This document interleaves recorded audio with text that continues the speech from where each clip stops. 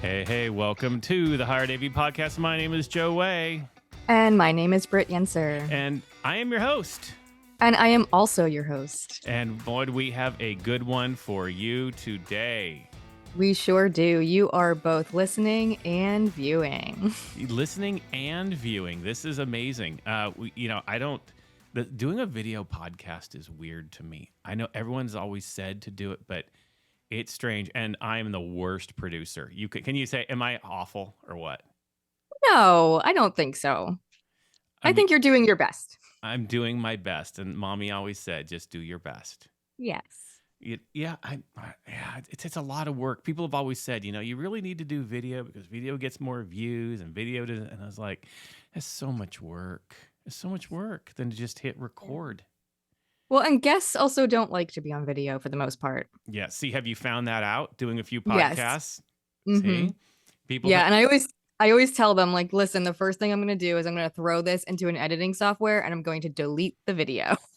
Yes. Yeah. And it's always funny, especially when I interview people who are on video all the time. And then they're the ones like, this isn't video, right? You are an audio only podcast. And I'm like, yeah, but then, yeah. So I don't know. I'm wondering if I'm going to get, I'm not, all right, here's the thing. I was up like an hour. It is 7 a.m. here on the West Coast while we're doing this. I was up an hour earlier looking at different video podcasting tools and online tools. I'm like, uh-oh, that's a bad road to go down. Yeah, it's real easy to fall down the rabbit hole. And then there might be change. And I think I said that before, that I was going to do video at one point, and that lasted all of like 2 episodes. And then I'm like, yeah, nope, can't do it. But everybody is here watching us on AVIXA TV. AVIXA TV, how about that? Cool. Yeah. And on hiredav.com on that. So that's kind of cool. That's really exciting to actually do this. So now you said before we hit record, you've got tons of podcasts in the can now. Yeah, I do. What's the experience like? What are you learning? All that stuff?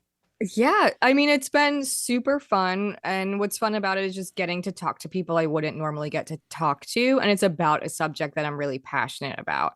And what is fun is, like, while I'm passionate about it, there's no way to know everything, right? Like, we're talking about social issues and women's rights, and like, I'm not an expert in those things, and neither is my guest, but you can be passionate about something and know some things about it and not be an expert. Like, you're still allowed to talk about it. So, that's been really fun, engaging with that content and engaging with different people. Yeah. Now, if I had to speak about things I'm an expert in, you wouldn't see me speaking anywhere. That's for sure. I don't know how I've been able to fake it this whole time. But it's been well, great. Really, what makes someone an expert? Like, I guess if you have a degree in it, but like, I don't know, you can't feasibly have like that many degrees for all the things a human could be interested in. So, indeed. So you brought up the idea. All right. So this is part 3 of 4, a little mini series. You brought up mission. Let's talk about mission. So I think it is part of your podcast. I kind of like part of that mission, or what? We're gonna start with you. I feel like I have to get out of the. Yeah, why not? Cool. You brought it up. Now you have to do it. Remember, as we already said, you bring it up, you got to do it. Dems to rules. Yeah. Mm-hmm. Yeah. I do feel in a lot of ways that the Brave Space podcast aligns with my mission. I feel called to create spaces for people to talk about things that are important, and to just have a space to share your experiences, share your thoughts, like that think tank aspect, or like a safe think tank aspect, is important to me. I feel called to do that. That is awesome. And you're great at it. Oh, I appreciate it. And where do you see it going? I don't really know. And that's challenging for me, because especially someone who started my career as an educator, I was drilled into me, begin with the end in mind. Know where you're going. And I don't really know where I'm going. I just felt like, let me start this thing and see where it goes. And, all good things must come to an end. So I'm sure someday it will be, this is our last episode. But, I don't know when that day is. I'll know when it comes. Oh, that's kind of depressing to think about. Like, wow. I mean, because I think this is episode 213 of Higher Ed. I never thought I would get that far. So it's crazy to think, like, I feel like I spent forever in the 40s and 30s. And then all of a sudden here, 213. And it's, wow, to think there will be a time where I don't step up to the mic again. And I don't interview somebody, or we don't have guests, or we don't do fun. That's depressing. Well, you know what? If it's sad to you right now, that's how you know you're not at the end yet. But there will come a day where you think it feels refreshing to see what the next adventure is. Like it's time to end this adventure to start a new one. You'll know when that time is. Yeah, yeah, yeah. And it's not yet. And what's funny is I used to say that I'm retiring at 50, and that's only 80 days away or so. Or no, I think it's more than that. But anyway, it's close to that. Maybe 100. I don't know. But anyway, it's close. And now I don't think it's going to happen because too many good things are going. Like, which is like, it's good and bad because I want to bow out. I want to disappear. And then now we have all this stuff going on with like Hetma and even this, podcast and the meet, all that stuff's taken off. Like, I can't leave. I want to leave, but I can't leave. Well, you have your mission. We talked about it in the last episode where you are very mission oriented and you're still passionate about it. How did that mission even start? Oh boy. I think for me, I am much more of a, like, would you say end in sight? Like, it's weird because I would say that in some ways I don't have an end, but then on the other side, I always have a vision of where I want to get to, if that makes any sense at all. Like maybe that, I have to like, I'm the kind of person to let things develop. And if something comes up, let it go where it goes. And that will Buffy the Vampire Slayer. Yeah, I'm sorry. This is my favorite mug. Oh my God. You brought me back to my youth. My youth. Oh, this is my favorite television show of all time. I don't care for the movie, but I love the show so much. I've seen every episode multiple times. Like, if there's ever Buffy trivia, I'm your girl. I could tell you. Wow. Okay. Yeah. All right. So that was great coffee. Oh, by the way, those who are listening and not watching, you just missed the coffee cameo of the Buffy the Vampire Slayer cup. So back to not having an end in sight. So to me, like I said, I like change. And I'm also like in this point in my career where it's like almost like, what's the legacy? What's the difference? If I disappear tomorrow, will anyone even know or care? And that's kind of also depressing, to think that, they probably won't know or care. So how, what's left to make a difference? And what do I have to do to have, some type of like know that I've left our vertical, I left our industry in a better place. So, and I love kind of opening up voices. I love opening that door, kind of like I said before, open the door and allow what I've gone through to be an opportunity for others. But I also don't know what that looks like because, for example, to create a PRISM scholarship, to allow other voices like yourself, all those who came through, I don't know what you and others need. So I don't know because if I did, then it would have already been done. So I think a lot of it is like have that vision and say, what do I want to achieve? But also allowing those other players who are impacted and get impacted by it to be the ones who decide how it plays out. I don't know. Did that make any sense or did I just ramble? It makes sense. It makes sense. But to be fair, I don't think I always know what I need. I'm not sure that people always know what they need. It's that classic, you don't know what you don't know. Yeah.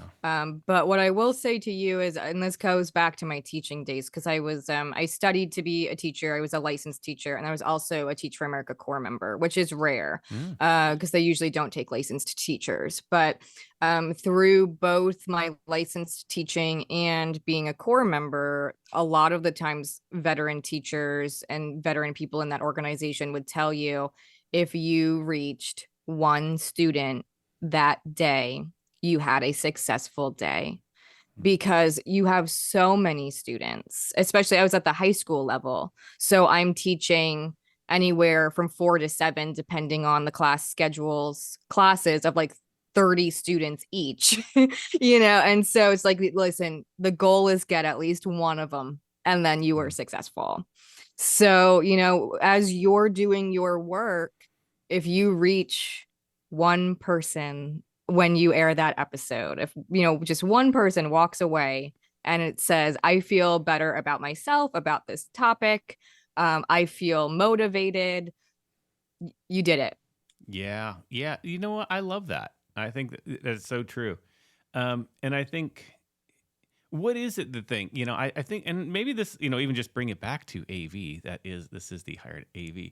I think a lot of our tech people too, we're typically introverts as tech people, right? Oh, over exaggerate, I'll over exaggerate, but, but typically introverts that have a hard time stepping out, stepping up, speaking up for themselves, moving. I hear a lot of, we're kind of pigeonholed. There's the conversation with there lately, that I don't get the budget I need. I don't get anything I need. I don't, and it's, to me, it's like, well, how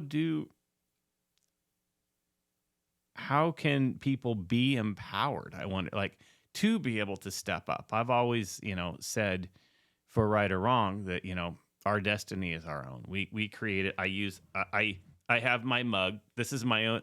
So my famous mug. No one cares. Work harder. Great. I bring this out during performance reviews, and just set it right on the table. But actually, I do. It's just as a joke, though. But it's actually for me. Like, I don't use this like to imitate, because it's, to me, like, I can't, like, pity myself or things aren't going right. Just get over it. So I don't know, what are the, like, how can tech people have their own mission, especially ones who are feeling pigeonholed, which is common feeling. Yeah. Well,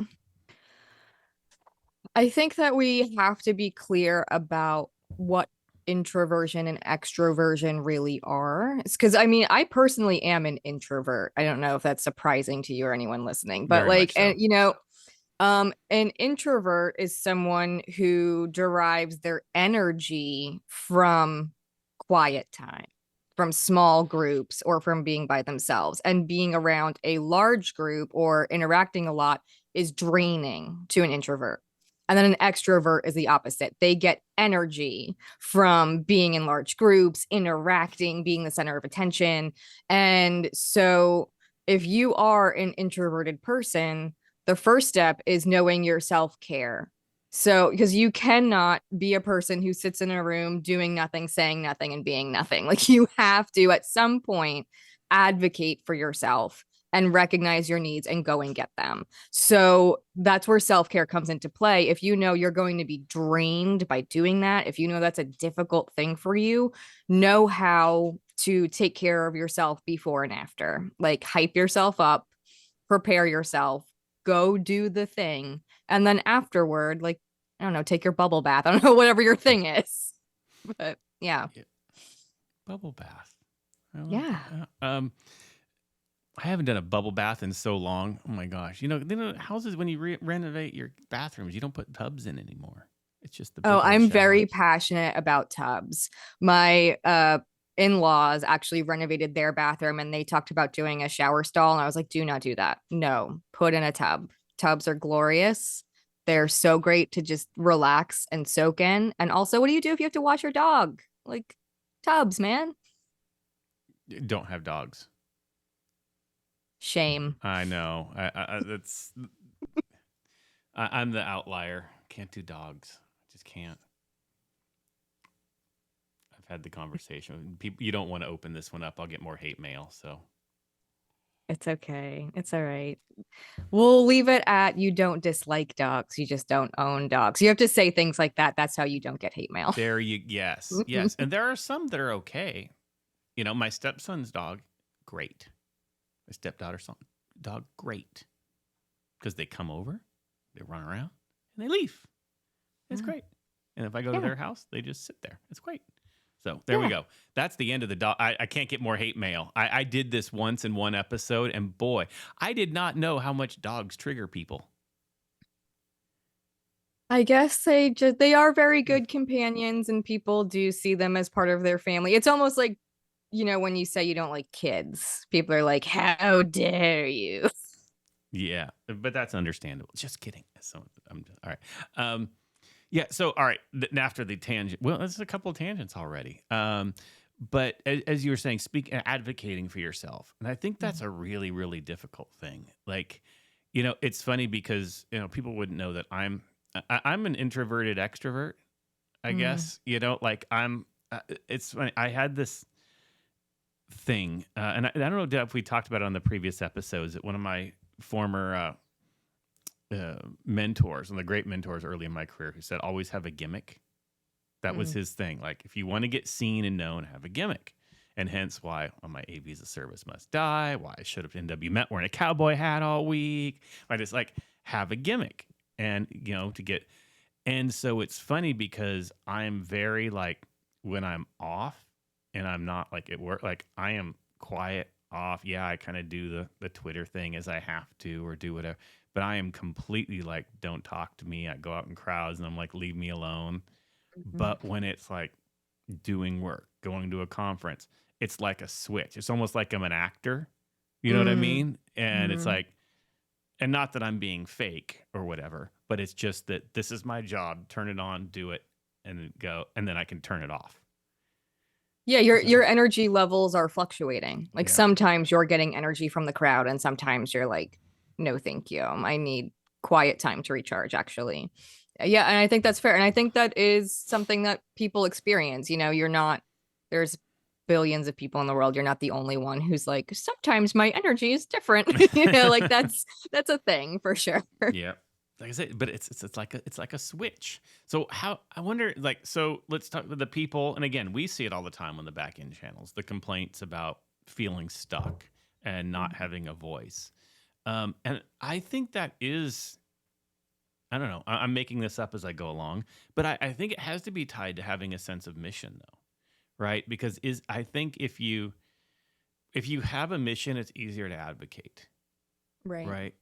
Because there's a certain principle to stand behind, right? And no matter what, even if people turn you down by voicing that, you've stood behind something you believe in, and you've at least said your piece, right? Yes.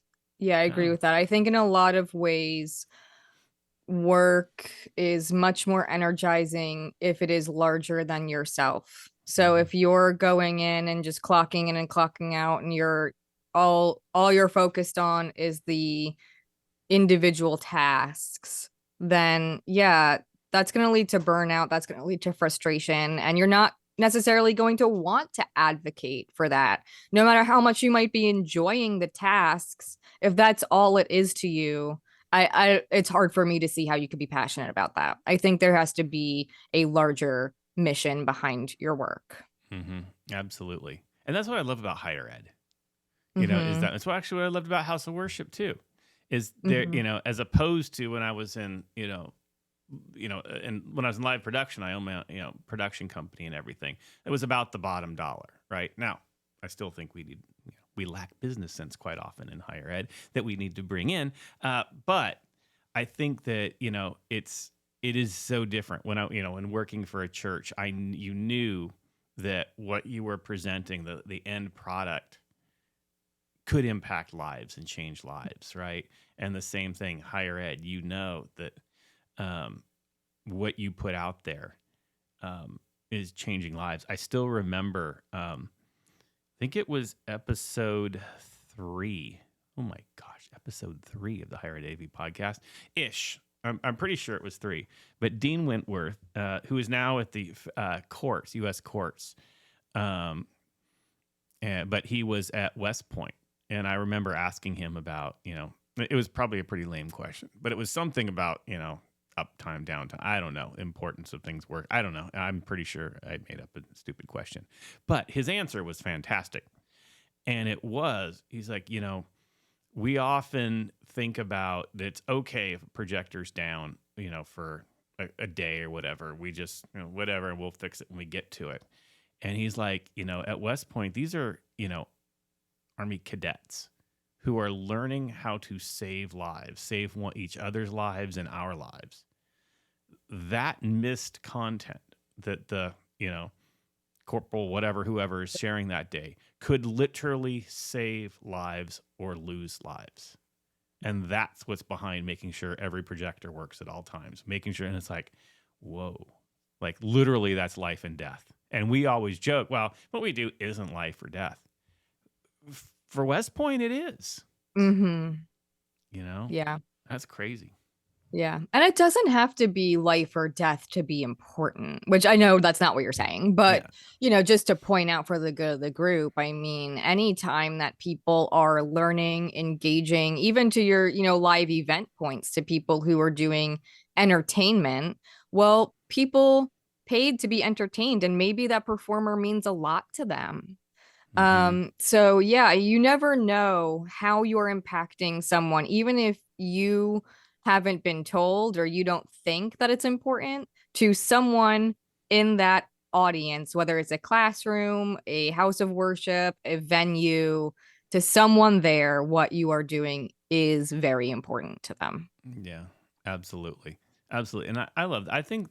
I really wish we could keep that in mind all the time. And I know that, one of the downsides of, of our jobs and our role is typically like, we only get calls when things go wrong. We only get calls, like no one rarely calls to say, you know what, I'm just having a good day. Class went fine. Thank you very much for providing a Sure. wonderful projector, Mhm. Um, and so it's easy to get into the everything is trouble and everything is problems, right? Because that's Right. what people call and interact with us about is problems, you know, and Yeah.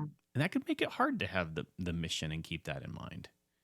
It can Yeah. be. I do wonder how often we ask for feedback, though. And if we ask for feedback more often, would we start to get positive responses? And I ask that because I send out weekly surveys to both end clients and student employees. They kind of go hand in hand and ask similar questions so I can compare the data. And once I started sending those out consistently and people knew I'm going to have the opportunity to talk back to this experience, 9 times out of 10, the response is, "This was wonderful. Thank you for all that you do. Please tell this student that they did a great job." And I don't think that I would get that positive response if I did not ask, Mm-hmm. how did it go? Mm. Yeah, let's talk about that actually, because I think that is another big thing is how to collect feedback. I see a lot of conference sessions on that. What kind of methods do you use? So I kept it extremely short. Basically, my method was keep it short so people will do it. And I don't know if that was right. And I'm sure there are better and stronger methods, but that was mine. And so it's a 3 question survey. It is, what was the name of your event? On a scale of 1 to 4, please, rate the service provided. And then there's a comment section of, is there anything we could do better for next time? That's it. And that goes out to anyone who received our services the previous week. How many of your people are typically return customers? Like, is it, or like, I guess that's mean like internal versus external events are probably not as many return as, the same Right, right. departments. Internally, we have a lot of heavy hitters who use our services more frequently than others, like our Center for Diversity, Equity, and Inclusion, our Center for Career Services, because they're the people who are really interfacing with the campus the most. And Mm-hmm. so we are servicing their events the most. We have certain faculty, especially the music department, who require a lot of recordings, microphones, situations for their concerts. So they're heavy hitters. But I feel like we touch every single department at least once, if not multiple times throughout the course of an academic year. And then we have some external clients who are returners, if not annually, maybe every 3 years or 4 years. They're like, yeah, we do this thing on your campus. Mm-hmm. Yeah. And then so the feedback, then how do you make the feedback actionable? So if it is positive, which, like I said, 9 times out of 10 it is, I just thank them and pass along the kudos. So, if it is to a student, I let them know, hey, this is specifically what you did really well per this person. They want you to know that. I always pass it along, and that has created a lot of buy-in and positivity within my staff because they are recognizing the importance of our mission and how they are positively contributing to it. And if Mm-hmm. it was negative, then, we just have the follow-up. I let them know I'm sorry that they had that experience. Here's what we're going to do to make it better.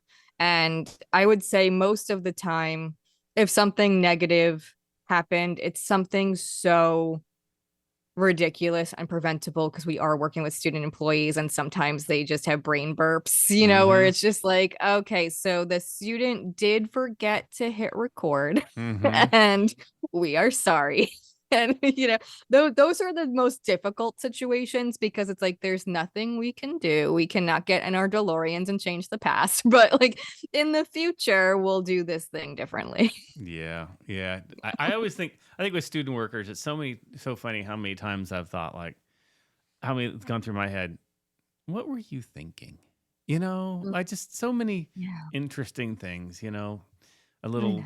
you know, little Philly cheesesteak sitting on top of the soundboard and a coffee cup sitting there. Like, doesn't dawn on you that you're one bump into this being a disaster, right? I love our student workers. I absolutely love them. If it weren't for student workers, like I said, I wish I worked with them more now. Now on my level, I don't get a chance as much, but I miss them. So how we get feedback is interesting. So what we do is obviously we use ServiceNow for a ticketing system, and it was interesting when Mhm. I first came to USC, it used to send a survey to everybody who filled out it. If you called and you had a ticket and we finished it, and it would send a little survey, tell you how you did, which is fine, right? And it's just usually people complaining and saying, "Well, this went wrong," and blah blah blah. But yes, they fixed it, whatever, right?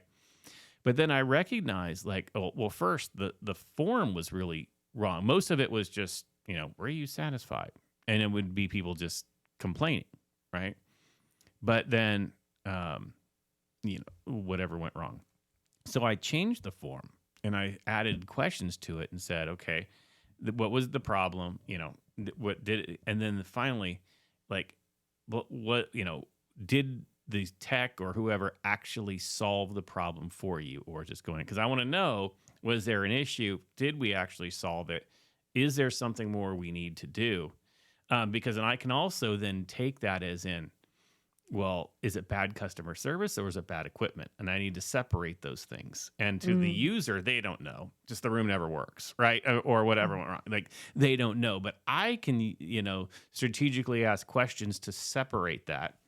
And then I recognized again, most people who fill out tickets or call, again, things are problems. So you're not only, if you only send the surveys, which is how ServiceNow is set up, to people who put in tickets, you're only sending surveys to people who were disappointed, right? Mm. Now, you could see whether you solve it, you can get some positive out of it, but it doesn't tell you anything about somebody who, it just goes through day in, day out. So we ended up adjusting it and setting it completely randomly that everyone who was a user under a certain category, which means they were a faculty member who taught within our general use spaces and all that over the semester, would randomly get 2 surveys sent to them from the system at some point over the semester that was a specific, and it could we can even see you have not called for you. We know you have not called for this. Is everything okay in your room? Is there anything else we can do? And it's interesting, and then kind of like you, the rate it, right? Rate the service. And that started telling us a lot. And it gave us a huge, huge pool of information, right? And then to see where you are. And we were really stoked because we're like, it was actually great for my team and my team morale because the ratings out of 5 came back at 4.8 when we did Mm. that over the course of the semester. And it's like, so yes, you're looking at the 20 tickets a week of people who are giving you a 1 because they're upset that something's going wrong. And it's not you personally, but your staff take it that way. They take it Mhm. personally. So now to take this other pool of completely random and they're given 4.8. So you're like, see, most people do appreciate. They're just not calling to tell you, you know? Mhm. That Yeah. And what do you do with that data then? Um, I go advocate for more money. No, no. I think one mostly it's hard. I think it's multiple things. One, I do use it for team morale, right? I do use it to say, here, are we on the right track? What are we doing? And then I look for the anomalies, right? I mean, it's one thing to look at the curve, see where things go, but also now I can pull out if it's random and someone does put in, you get a one or a two or three. Now I can go, okay, well, there's someone who isn't calling, but they're struggling. What is it? And usually what I will do is have myself or one of my team members reach out to them and say, hey, can we go get a cup of coffee before one of your and I said, we got this back. I just want your input. Because a lot of times they're the best input because they're not like committed or upset in some way. And a lot of times they'll just say, I really hate how this works. And sometimes I struggle with my PowerPoint, but then I remember that it's me who doesn't flip the right screen window. And I wish I had more. And then they're like, but then sometimes it doesn't show right. And it doesn't mirror right. And I see the flickering, and you say, there, okay, great. Because if you're going through that, everybody else probably is too, right? That's the anomalies that tell me more and the anomalies that aren't, they're not coming to me. I'm finding out about it off of just kind of organic, questioning. And then I can kind of bring that to my team and go, all right, here's a list of, especially if there start being repeat anomalies, right? And then I can also cross-reference it against the rooms too. So I find out, oh, by the way, these anomalies they all happen to teach in Taper 101 at some point over the semester. Maybe we want to look at that room again a little bit, Yeah. Yeah. No, I agree. I also will use my data to see, okay, people tend to be a little bit frustrated or feel like things didn't go as smoothly in this particular area. Well, that's because we are adding in all of these resources because there's really not a whole lot installed in the space. Let's have a conversation about what can be installed to make this go smoother for everyone. And so, yeah, sometimes that data does lead to an install or a purchase of better equipment. And it wasn't the feedback data, but my own data of just keeping track of the number of events that I was servicing, the nature of them, how much time they took, like just this whole. I'm doing a hand gesture Yes, that yes. people listening won't see. For those who are this, watching, she is grasping for something. this collection of data ultimately resulted in a whole human being. I got a position created. So yeah, be tracking your data. Absolutely. And that is one area, again, I think a lot of tech people, because also we're very action oriented, we're very boots on the ground, that data collection and then making data actionable is, again, I think it's generally a weakness of us, but but it's the best tool you have. If you want to advocate for more money, you want to advocate for more human resources, you want to advocate for better quality of department life for your team, right? Data is the thing, and it's interesting because a little kudos to my current boss is awesome, and one of the things I'm a person like I'm an overachiever. Period. That's me. I'm a big overachiever, and so I'm always like I don't like saying things are wrong, like going wrong, because first it's more of a personal thing if something's going wrong, but one of the things he actually brought into me was I don't report the stuff that's good. Like, it's fine if your things are going. He's like, give me all of your problems, everything that's going wrong. Give that data. Show me where you're running short. It's like, that's how I go advocate for you. That's how I get you that's how I get, when we would do, especially going through COVID, we had to do weekly status, and all he wanted was like a green and a red dot. What's going? How's this going? He's like, don't be afraid to put red, because I can push red up. And then to the senior leadership, when they see red, they freak out and they want to know how to solve it, right? Mm.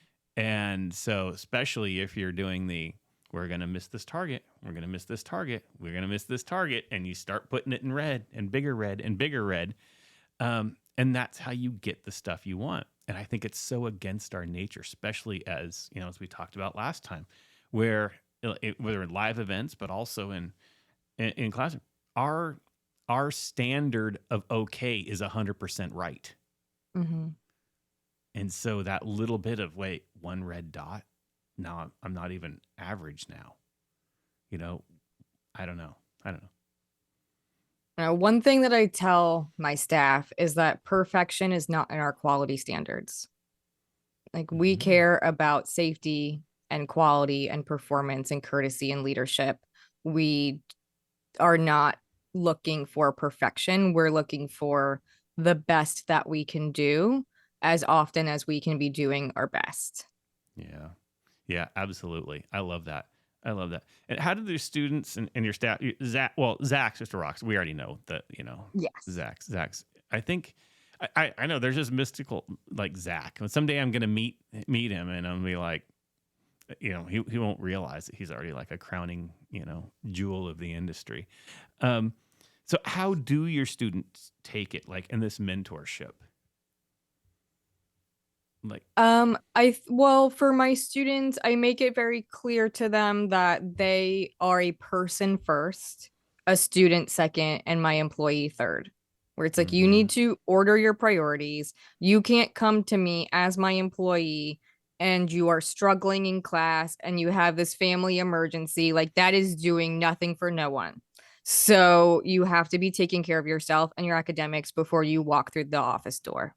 And then when you come through here, you have to recognize that AV, like the very nature of AV, is two or more pieces of equipment working together to meet a communication need. And what is more important in this world than human beings communicating? That's our mission. That's the importance of this job. And so they recognize they need to take care of themselves. They need to take care of their main mission of being a student. And then when they come and work, they have this really important mission of helping all sorts of people communicate their own missions. mm-hmm, Like they see the web of how they are connected to everyone and everything. And that makes them really passionate about their job. And I have had some students who did not formally study technology or anything, but because of their job with me, they ultimately went into tech roles, which was really awesome. Like I feel so good about that. mm-hmm. Yeah, I will tell Yeah. you that is the best thing when you see it. Like when I think I said before, my proudest things is two student workers and Lex and Hunter are now full time on my staff. Which is Yeah. pretty awesome. No, I absolutely I love that. I love that, and I think it's I know with our students a lot of times and I maybe it's because I stepped so far out of it. If you ask Will or Raj, maybe they'll have, especially Will because he has 100 of them. He might have a different answer. Um, but I think a lot of times, especially at scale, and this is the one thing I noticed a difference between like when I was at Cal Baptist, which I think, and USC, I was very tight with our 12 student workers. Like Mhm. we were really very close family, and we still are. Like it's funny is I haven't been there in 4 years. Our group kind of fell apart 5 years, like the core group. We still text one another. We still go on Instagram and like send a picture or something will come up on Facebook as a something we did together. And they used to like totally like prank my office and stuff like that. And it will pop up as a memory and we'll send it out. And we're all close still. Yeah. I don't have that with the current ones anymore. And again, it could be because I've now stepped up and I'm higher where I don't have any direct student workers. I know all the leads and stuff and I don't work. So there could be part of that. But I also think it's in general, right? That as you scale, it becomes harder to make a personal connection and to develop and actually watch their growth and watch out for them.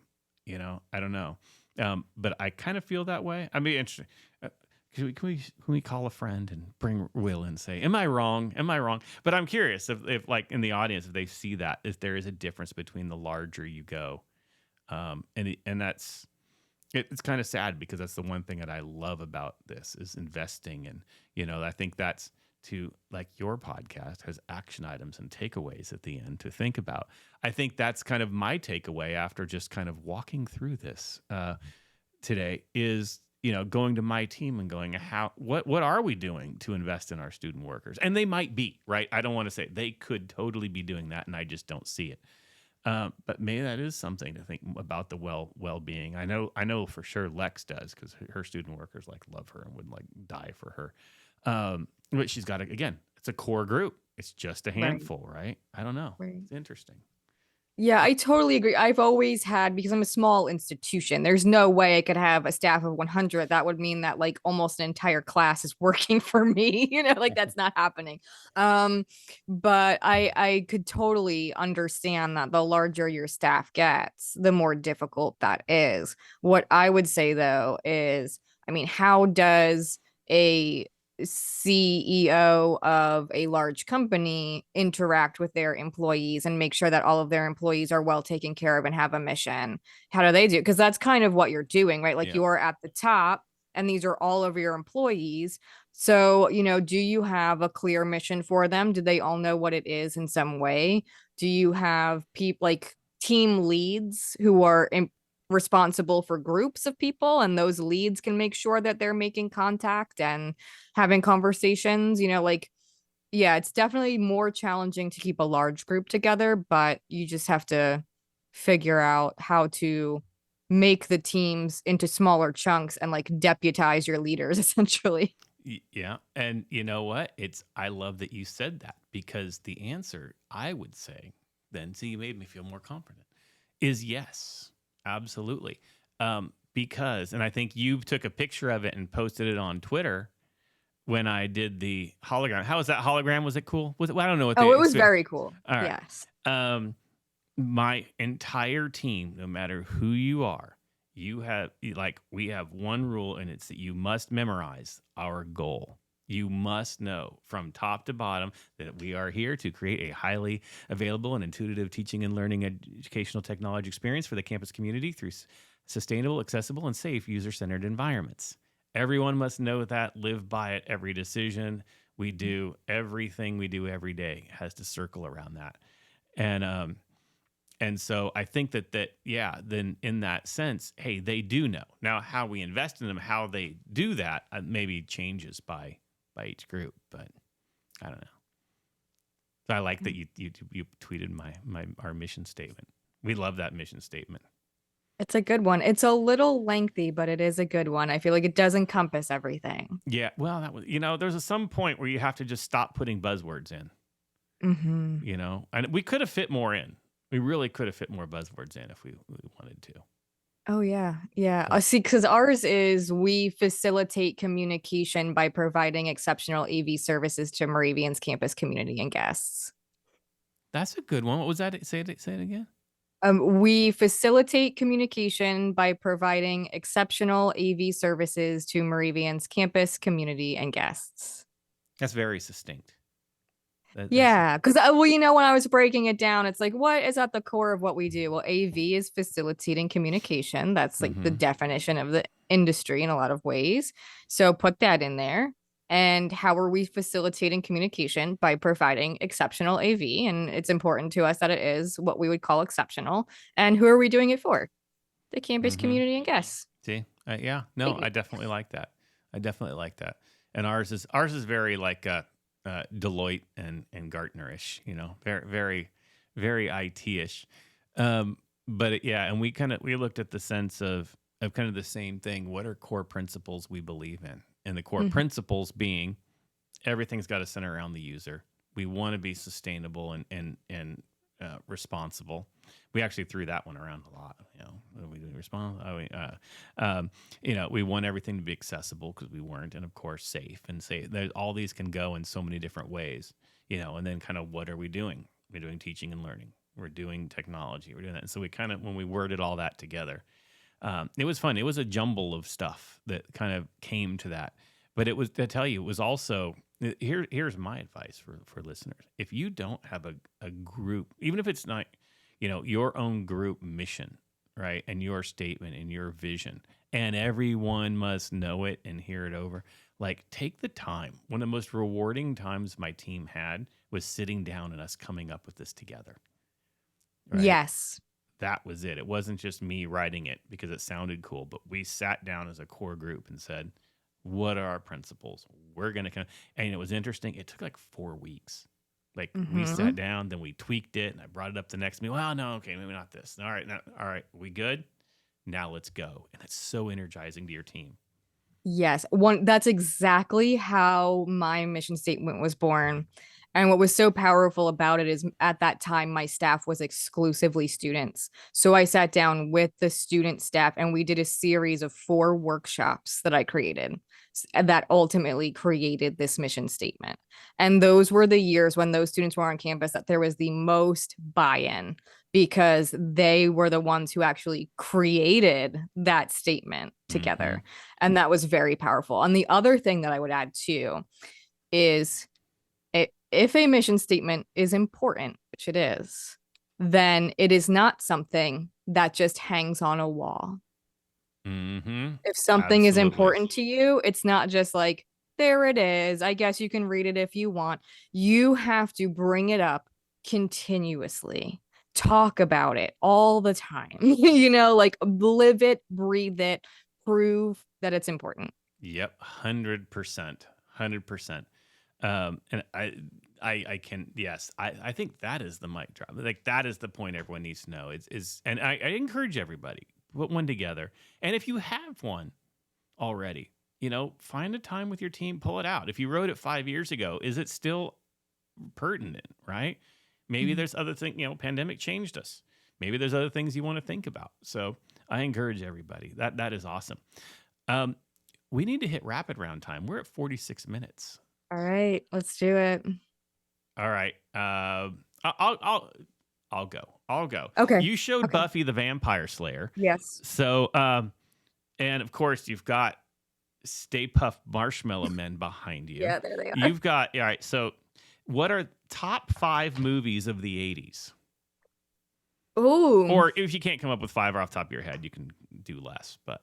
Okay. That's hard for me because I don't always know like the era in which movies have originated. I have no concept of time at all. So I'll just list some 80s-ish. movies. 80s-ish. 80s adjacent. Well, pretty much any Arnold Schwarzenegger movie is really fun and ridiculous. Let me pick one. Running Man. Yeah. All right. Yeah. Running Man. That's a good one. What else do I have? The remake of, man, this is hard because I'm on the spot and now my brain is like, I don't know what movies are. The remake of The Thing. Oh, yeah. The remake of The Blob. Killer Clowns from Outer Space. And I almost want to like turn around and look at my wall. I know. I was gonna say you've got everything there. Back to the Future ? When did Back to the Future come out? Yeah, probably early 90s. So you're okay. That's fine. That's close enough. Yeah, Back to the Future. Yeah, let's see. That's a great one, and I love all 3 of them. Let's see. Back to the Future came out. Oh, 1985. Bam, right in the middle. So that definitely counts. All right. Yeah, and it was funny. I don't know when it came out, but like I'm currently wearing a Howard the Duck shirt, and I am like a huge fan of Howard the Duck. Oh my god, yeah. Howard the Duck. Oh my gosh, that is crazy. Yeah. Oh boy, that comes back to me. So you want a fun fact about Arnold Schwarzenegger? So he used to have this restaurant. Was called Shotzi on Main. It's not open anymore. At least he doesn't own anymore. But pretty sure it's closed. And it was in Santa Monica. And first off, it was great because he's Austrian, so he has like whole Austrian like schnitzels and things. And it's very, very upscale. But here's the thing about the restaurant: Schwarzenegger is a huge cigar smoker. Okay, huge cigar smoker. Well, the laws, and they might be different now, but definitely 10 years ago or so when I used to go, you can't smoke cigars indoors in an eating facility. in a restaurant. So it has to be like a cigar bar or whatever. Well, he wanted a restaurant where he can entertain people. So he designed an entire restaurant that is technically outside, but you totally feel like you're inside. And it's built between two buildings, like an alleyway type of thing. And so, and it's fantastic. And you just walk in and you would have no idea. And it's the way this roof now, so everyone watching online can see I'm doing karate chops. The roof like overlies. So I've even been there in the rain and it just slides off. Like you're completely dry, but the entire thing is outside. And of course they do heaters and stuff to make you feel like you. And it was the most amazing restaurant. It was just fun to go to and all that. And usually he hung out there too. So you would usually see him. So there you go. How about that? Okay, so that leads me to a rapid round question for you. What is your favorite celebrity sighting? Oh, favorite celebrity sighting. That's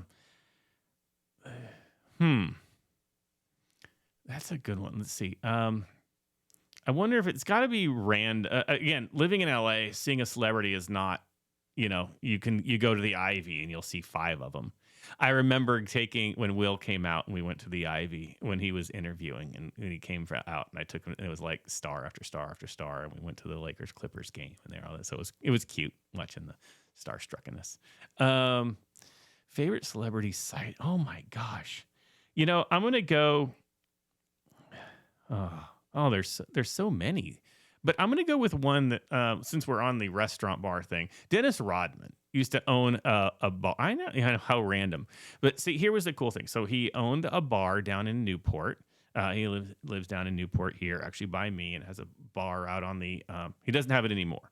And he had a bar that was right out on the bay. It was a cool place, overlooked the Newport Bay and all that stuff, and could sail up and he used to be there every night and he would hang out. And Dennis Rodman is this kind of obviously he's tatted, he's got all the rings, he kind of has this persona like you would think it's intimidating, right? But he is the single nicest guy you will ever meet in your life. And he would hang out at his bar every night. And if you go, and he had this knack of seeing when people were watching it. Like, okay, if you ask any star, you would see them like they know when people are watching them, but trying to pretend like they're not watching them. Kind of do the side glance, and he was really good at that. And he would like just get up even from his VIP table, and if there were like tourists or whatever, and they could kind of see that, and he would literally walk up to them and go, "Would you like to take a picture with me? Can I get you your drink?" Like that's just who he was, right? He wasn't like, "I'm Dennis Rodman, hang out in my VIP room while you're in my bar." He had that knack of just people like noticing people were curious and wanted to say something or were afraid to walk up. So that was that to me is a cool sighting. And then the flip side, one of my other coolest thing is right when Dancing with the Stars was taking off, I remember coming out of park after one of our after parties after filming, and the first time paparazzi followed me down the street. Like when we walked out and we had just finished, because after every filming, you find a club or whatever and everybody goes there after filming. And I remember coming out of park on Hollywood and walking out and literally having paparazzi follow. Like that was also the sign like going, "Oh, Dancing with the Stars is here to stay. This thing is going to be big," Yeah. So I remember that was the weirdest feeling too, being followed by paparazzi. Yeah, that is weird. Paparazzi is such a strange concept to me. And in a lot of ways, I'm like, should you be allowed to do that?